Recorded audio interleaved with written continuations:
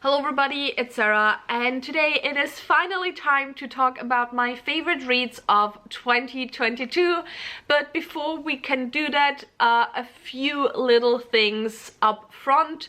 The first is that, as far as I'm aware, the HarperCollins union strike is still going on. And of course they have asked reviewers to not cross the picket line, and the way we can do that is by not uploading reviews of books that are published by HarperCollins or any of their imprints. I have already messed up on that twice actually, because I uploaded Fable before I was even consciously aware of the HarperCollins union strike, and then I accidentally uploaded Juniper and Thorn back at the end of December because I for some reason missed that it's published by Harper Voyager, which of course is an imprint of HarperCollins. So, you know, already messed up twice. But in terms of how it concerns this favorite books of the year wrap-up video, I found like multiple informations in terms of what reviewers should do with their favorite books of the year's video. And the first of those that I heard, which I heard more but mostly from reviewers to be honest, is that a lot of reviewers just don't add any HarperCollins books into their favorites of the year videos because, you know, they have asked, or the strikers have asked us not to review any of the books by HarperCollins. The other thing that I have seen, and I will see if I can find that information down below again, but the other thing that I have seen, and which is what I will be doing in this video, is that we can talk about HarperCollins books in our favorites of the year video, but to also please, you know, not pay attention, but call attention to the strike that is still going on. I will leave the information that I can find in terms of what consumers can do to support the strike link down below. So yeah, go and check that out and definitely support the cause, because, you know, strikes are usually a good thing. So yeah, I will also not link any of the reviews to Harper Voyager books, not Harper Voyager, HarperCollins books, although the two books that I have by HarperCollins in my favorites of the year are both Harper Voyager publications. So yeah, I will not leave the links to those reviews down below. I will leave the links to all of the other books that I am going to talk about and that I have reviewed down below. So yeah, that was just some information that I wanted to put up front. And now let's talk, not yet about my favorite books of the year, let's talk a little bit about how my reading went and why I actually don't have that many books compared to usually on my list. Usually I do a top 10. I try to find top 10 favorite books of the year. This year I actually only have a top 8. The reason for that is that, I mean, it's kind of strange because when I look at my stats and when I look at the ratings that I gave books this year, which I had 60 books that I finished this year that I read for the first time. I do not rate rereads usually, mostly if I, you know, completely change my opinion, then I will just remove the rating, but I don't tend to, you know, give ratings to books I already read. So out of 60 books that I read for the first time this year, over a third of the books, actually almost half of the books, because 27 books, I rated 4 stars and above. I did also have over 10 books that I gave below 3 stars. So why does it feel to me like my reading year this year was so mediocre? I think the issue kind of is the comparison with 2021, because 2021 for me was a reading year where I found so many new series, so many new books, so many new authors that have become all-time favorite authors.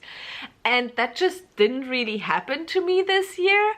And so I think in comparison, while I did love a lot of the books that I read, a lot of those books were just like, you know, I love them right now, I love them for this year, but I also kind of forgot about my reading experience with them quite soon again. So they were 4-star books, I really enjoyed them, I really enjoyed my reading experience with them, but they didn't stick with me like a lot of the books did that I read in 2021. And so because of that, I ended up having 7 books that I gave 5 stars to. So actually 7 books that are new all-time favorites is a good count for a year in which I read 60 books. That's almost like that's over 10%. And then I also want to talk about one book that I gave 4.5 stars to, because I do think it was one of the best books that I read this year. It just sadly so happened that it wasn't a 5-star book for me. And I will start with that book as well. And by the way, I will once again go in the order that I will start with books that I enjoyed a bit less and end with the books that I enjoyed more.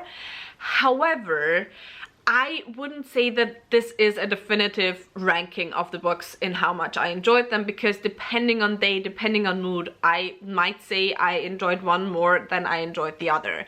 And especially for the last 4 books, I just enjoyed them all the same. They are just so incredibly different in terms of how I enjoyed them and what I enjoyed about them, that I just, you know, I don't want to rank them. I can't really compare them. But anyway, the first book that I want to talk about is of course the book that I did not give 5 stars to, and that is Jade War by Fonda Lee, but in extension kind of the whole Greenbone saga.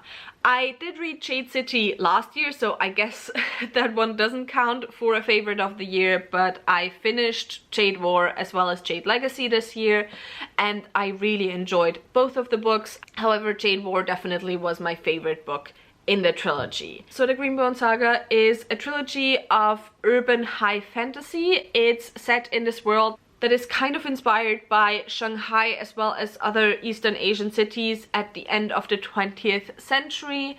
And in the city you have the Greenbone clans. They are basically a type of mafia clans that hold sway over the city. And so the series kind of is about a war or the conflict between the 2 most powerful of those Greenbone clans.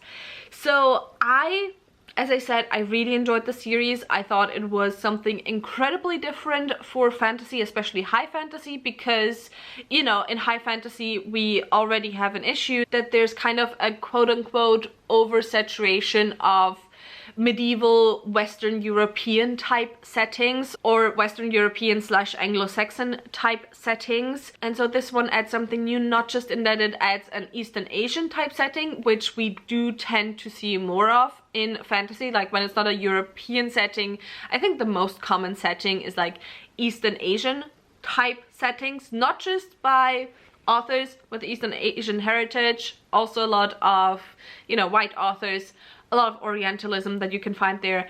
But this is not the type of video talking about that, but this setting is also unique in that it is a very modern urban fantasy setting. You don't have sword and sorcery, you have jade and you have guns, and it's just really interesting. I really enjoyed it. I really loved the characters. The only reason really why I didn't give it 5 stars is because my reading experience of this series was so exhausting, because this series is amazing when it comes to tension, and it's just constantly so anxiety inducing that it was just exhausting to me. So I ended up giving it like 4.5 stars. I think I gave both the last books 4.5 stars, maybe even the first book. Actually, no, I didn't rate the first book at all, because I didn't rate books that weren't 5 stars in 2021, but I would have given that 4.5 stars as well. So yeah, can just highly recommend this series, and I just loved it. The next book I have on my list is In a Labyrinth of Drakes, which is the 4th book in the Memoirs by Lady Trent series, which was written by Marie Brennan. This one, like, I read the last 3 books in the series this year, the first 2 books last year. Overall, I gave most of the books within the series between 3.5 and 4 stars. This one was the only one that I gave 5 stars. And to be honest, it's not necessarily because I think this book does anything groundbreakingly different compared to the other books. I think the series has some very interesting, you know, approaches to high fantasy, because it's rather low stakes compared to a lot of other high fantasy. I do have a full review of it in which I talk about issues that I have with the series, or that others might have with the series, as well as what I love about the series. If I go into all of that, which has a lot to do with my, you know, master's in anthropology or cultural and social anthropology, why I enjoy this book so much, because the author as well has, you know, a background in anthropology. But yeah, I won't go into all of that. If you want to know all my thoughts on that part of the series, then go and watch my review. But overall, the thing that I just enjoyed the most about this is that you just get to see a lot of the dynamic between two of the characters that I really enjoy, between our main character and my favorite secondary character. And that just gave me so much joy while reading this book, and I had so much fun with this book that I just, you know, I had to give it 5 stars.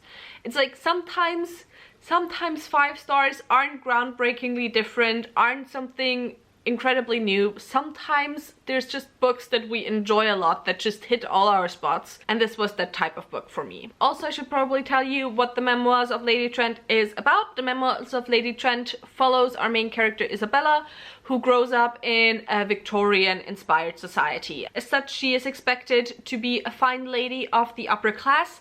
However, she is not really interested in that. What she wants to do is she wants to become a naturalist, and she wants to study dragons. And the series basically follows her as she goes to follow that dream. Next, I have a finale that kind of cemented, if it wasn't clear before that already, that the series that this finale belongs to would be one of my all-time favorite series of all time. And that is the A Chorus of Dragons series by Jen Lyons. The final book, Discord of Gods, was published this year, and I just adored it. I loved it so much. Like, it wasn't my favorite book in the series. I think that one still goes to the 3rd or 4th book in the series. I don't even remember right now which one I enjoyed more on my reread, but you can look at my review or watch my review. I actually did 2 of these, but I will leave the one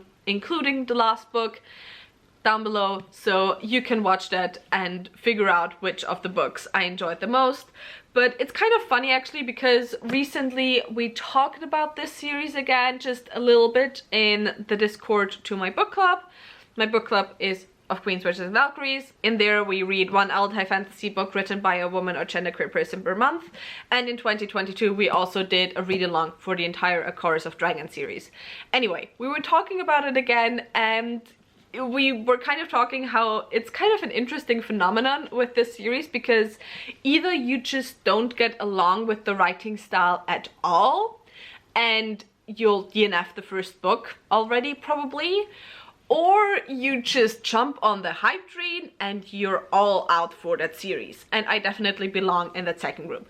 And then there's also a third group that kind of gets put off a little bit by the second book, because you just don't follow any of the characters from the first book and are suddenly introduced to a whole new cast of characters.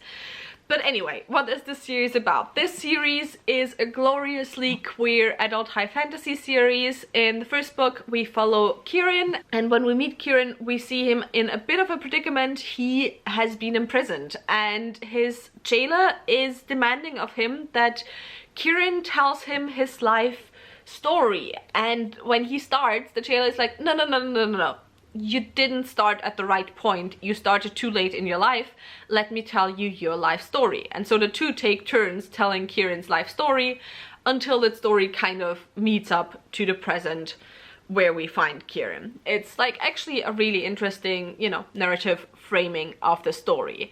And the whole story, as I said, includes queerness, it includes prophecies for the end of the world. Kieran may or may not have been prophesied to bring about the end of the world.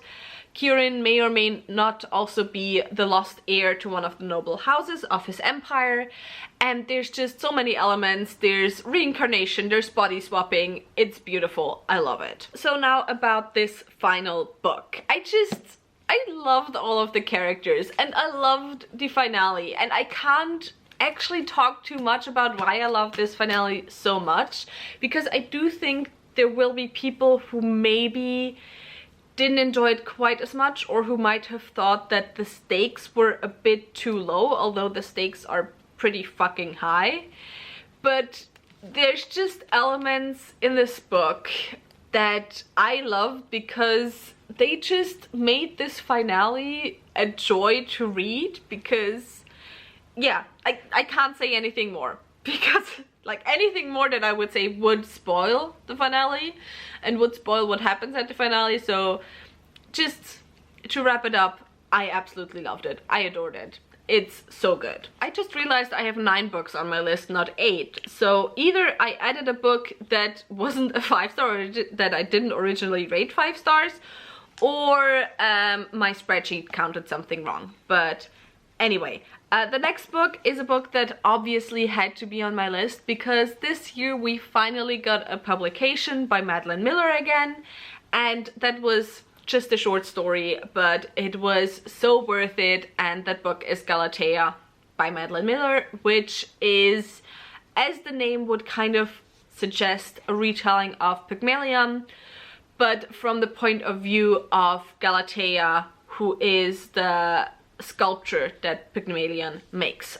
For those of you who don't know Pygmalion or the story of Pygmalion, I'm not sure if there's an earlier version as well, but the one that's most well known is a part of Ovid's Metamorphosis. And in Pygmalion you have this sculptor who makes this beautiful, beautiful sculpture, and he basically, in that sculpture, he makes the perfect woman for himself. And so he's not interested in any real women, really. He just makes this avatar, the sculpture, for himself. And then what happens is that Venus or Aphrodite comes and brings that sculpture to life. And so through Galatea, Madeline Miller kind of tries to give that sculpture that, I believe, within the, you know, play, I think it's a play, but within the original story doesn't even speak. Madeline Miller tries to give Galatea a voice, and obviously Madeline Miller's writing is gorgeous, beautiful, out of this world. I absolutely love her writing style. In terms of just her style, she is one of my favorite writers of all time. And yeah, it's really gorgeous. I don't know what else to say, because it's just 50 pages long, like 50, 60 pages long, the story, so I don't really want to say anything more.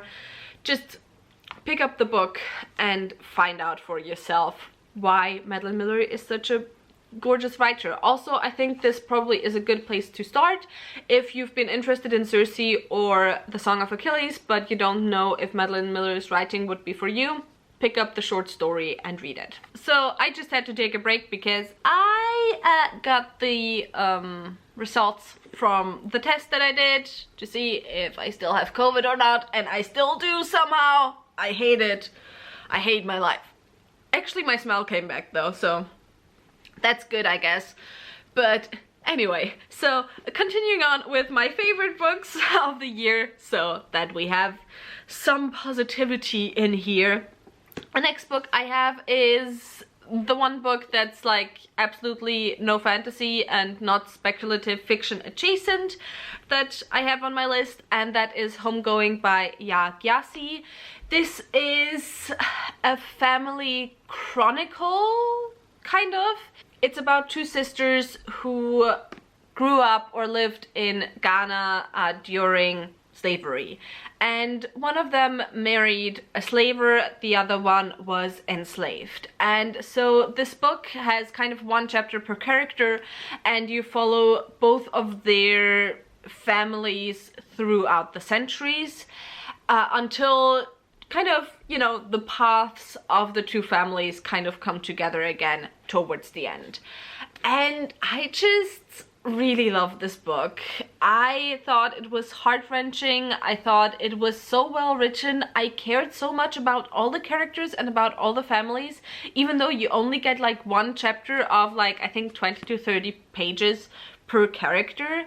So even though that was the case, I just cared about all of them so much. I mean, the ending, to be honest, was just a little bit too nicely wrapped up with a bow at the end.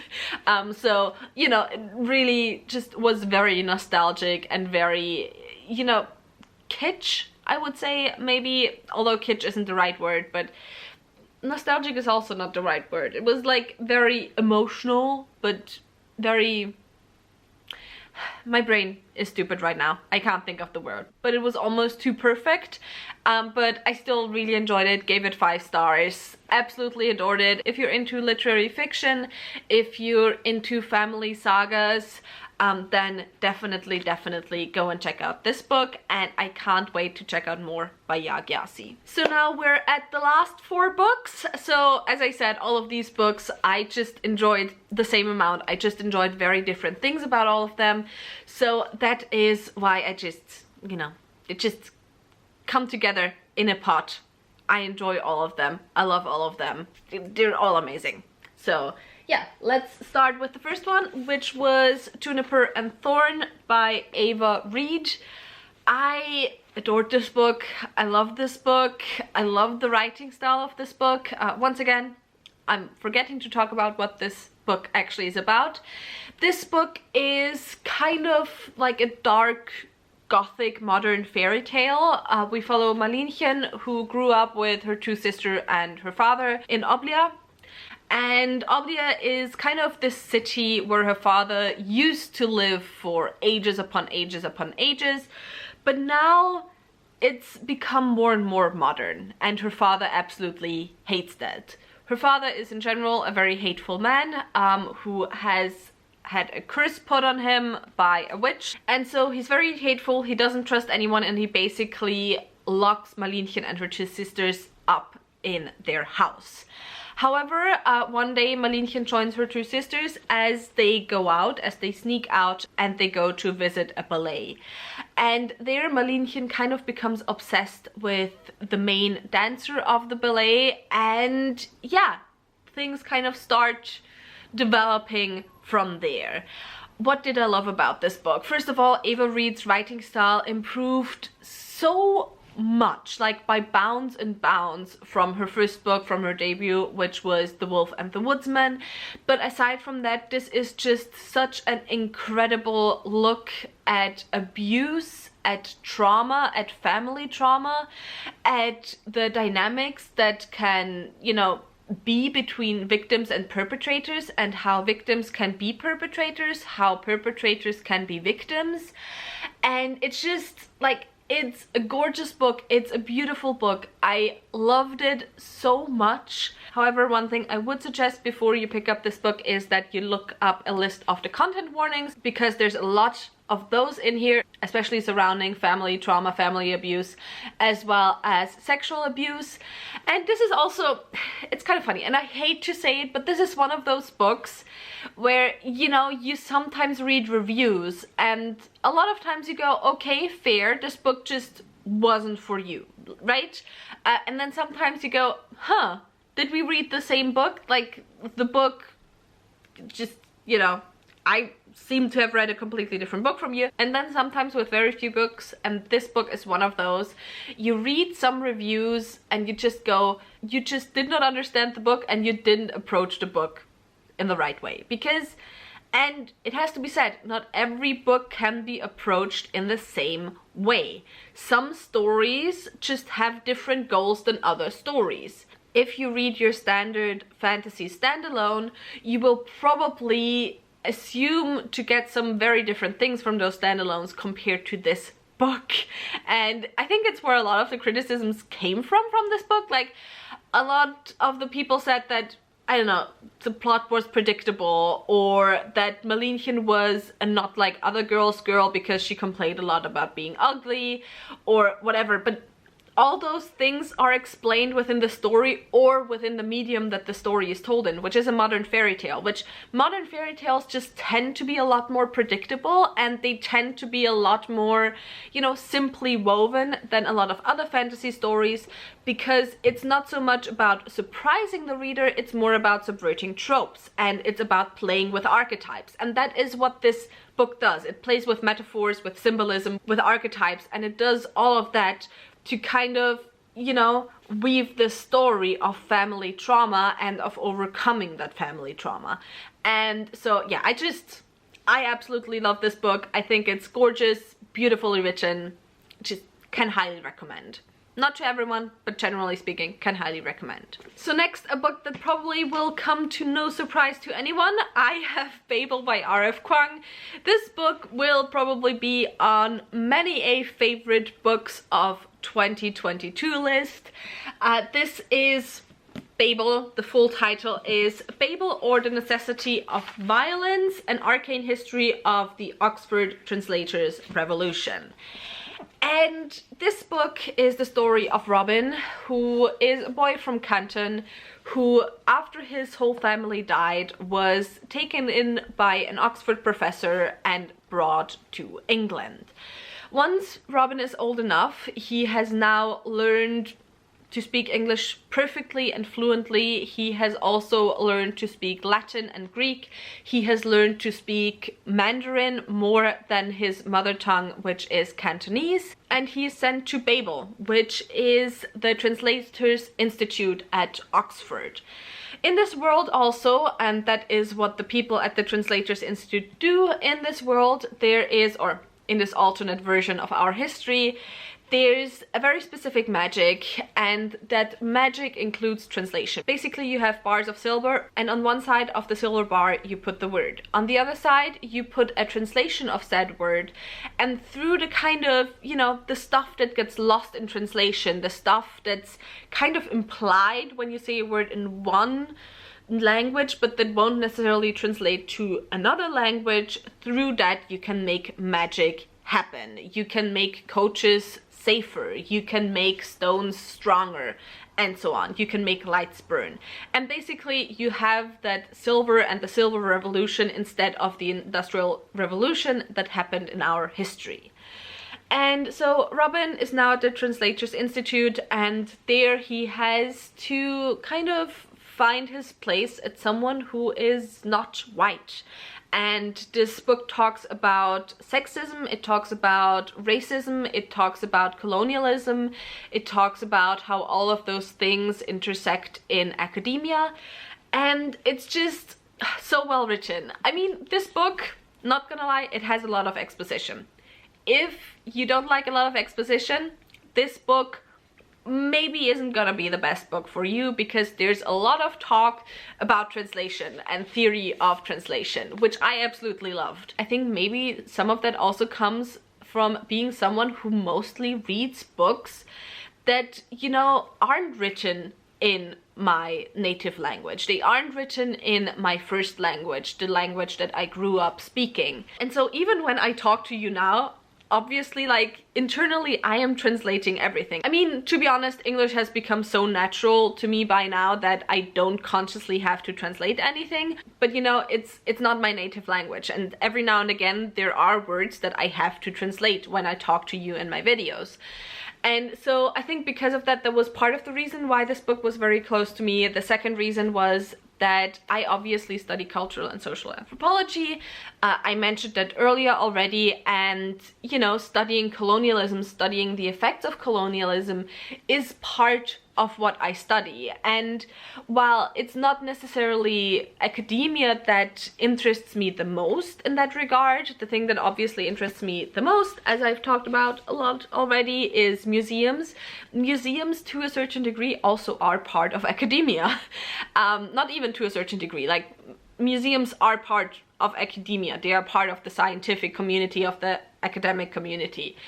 And so yeah, overall I just really enjoyed it. I enjoyed the characters, but more so I just thought that there were just very quotable moments in this book, like a lot of very quotable moments. This book is a book of quotable moments. So two more books that I have to talk about. The second to last book I want to talk about is Siren Queen by Jade War. This was the historical fantasy novel that she published this year. It is set in Hollywood pre the Hays Code era, and we follow our main character, who is a young Chinese American who has this big dream to become a star on the silver screen. And that is basically everything I want to tell you about the story. Like, this is just one of those stories that is beautiful to discover on your own.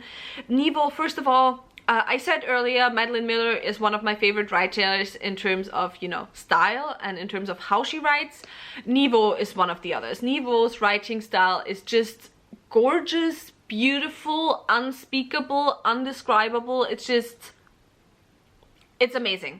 It's out of this world on another level from most other writers that I've read. Then aside from that, this story is also, it's the type of story that dissertations can be written about. There is so much symbolism in the magic especially, but also in the creatures that you come across within this world, in the stuff that happens to our main character. There's so much there, so much symbolism. And when it comes to the magic, I just love how the magic is interwoven with how Nevo writes and how she describes things, because a lot of times when magic happens or when something magical happens, it's like you just kind of wonder, did that actually just happen, or is that just how Nevo described what happened? And it's kind of a metaphor, but this didn't literally just happen in story. But then later on you realize, no, this did literally just happen in story. And so Nevo and this book is just the perfect example how magic can aid your message, but also how magic can aid your world building, how it just can aid your storytelling and your symbolism and just everything surrounding it. I think this book also, I mean, I wouldn't call it magical realism because it doesn't directly concern itself with colonialism, although in a way, because, you know, it does talk about racism and stuff, in a way it is somewhat a decolonial work. But yeah, I'm not sure if I would necessarily call this magical realism, but it has a lot in common with how a lot of magical realism writers will tell their stories. And so yeah, I just absolutely loved it, absolutely gorgeous. It is so beautifully written, and yeah, I loved it. I love Nevo's writing, I love her storytelling, I love her characters, and I love her world building. And I love the messages that she puts into her books. And then the last book on my favorites of 2022 list is The Lie Is Not by M.A. Carrick. This was the sequel to The Mask of Mirrors and the second book in the Rook and Rose series, and it did not disappoint. Also, it was my first book of the year, which just meant that I started out 2022 on an incredibly positive note. So what is the Rook and Rose series about? In The Mask of Mirrors, we are introduced to one of our main characters, who is Ren. Ren is a con artist who grew up on the streets. She has left the city that she grew up in with a friend. However, now she has returned. They both have returned, and they have returned with a goal. That goal is to never have to worry about where they're gonna get food from next. And the way Ren wants to do that is that she wants to pull off her biggest con yet. She wants to con her way into one of the noble families of the city that she was born in. And while that is happening, there's also some mysteries going on with children vanishing, and when they come back they can't sleep anymore. There's a mysterious masked vigilante that no one knows who they are. There's morally dubious crime bosses. There's politics, there's magic, there's so much in this series. I absolutely love the first book. It also was one of my favorite books of last year, and so it's only right that the second book was one of my favorite books this year, or 2022. So last year. It was one of my favorite books in 2021, so 2 years ago now already. Oh my god, the time passes so fast. I can't handle it. Anyway, I love the second book. I love the way the world was expanded. Also, the magic systems were expanded a lot within this book. Like, in the first book, we already got a taste of some of the magic systems. Well, there's 2 central magic systems. We already got a bit of a taste of both. We got to see more of especially one of those 2 magic systems in this book. Then also culturally, we focus a lot on a different ethnic group living within the city that this is set in this book. I love how they are differentiated from the nobles in the city, because basically the nobles are colonizers, the lower classes are the group that's indigenous to the city, although, well, indigenous is probably not the right word here, but you know, they were the group that originally lived in that city and the surrounding areas, and you learn a lot more about their culture, you learn a lot more about how they work together and so on. And I just loved how the authors, because this is written by 2 authors, Marie Brennan, who also wrote Lady Trent, and Alec Helms, And I loved how the two authors just made very clear who belonged to which group by how they would talk, and like the sentence structure of how they talked. The sentence structure of how they would talk just very much showed, you know, where they originally came from. I also love that with one of those characters who was kind of an in-between character a little bit. Depending on who he interacts with, he has a very different way of talking. I absolutely love that. But I think the thing that I loved most was just the interpersonal drama, of which there was a lot in this book. There were a lot of, you know, interesting dynamics that we got to see within this book with Ren and a lot of the characters. And also this book had my favorite romance of the year. I will not say who it was because that would be spoilers, but yeah, I love the two. I love the two so much. So yeah, just a perfect sequel, and I am so excited to get to the third book, which comes out this summer. Like, fingers crossed. And so that was it. Here you have my now 9, I guess, favorite books of the year. Tell me, have you read any of the books and what were your thoughts on them? Did you love them as much as I did? If you haven't read any of the books, are there any books on this list that you're really excited to pick up? If you enjoyed this video, maybe think about giving me a thumbs up and also maybe subscribing. All the links to my social media as well as to my book club will be linked in the description box down below, so go and check those out. And once again, check out how you can support the HarperCollins union strike. And with all of that said, I hope I'll see you very soon. Bye!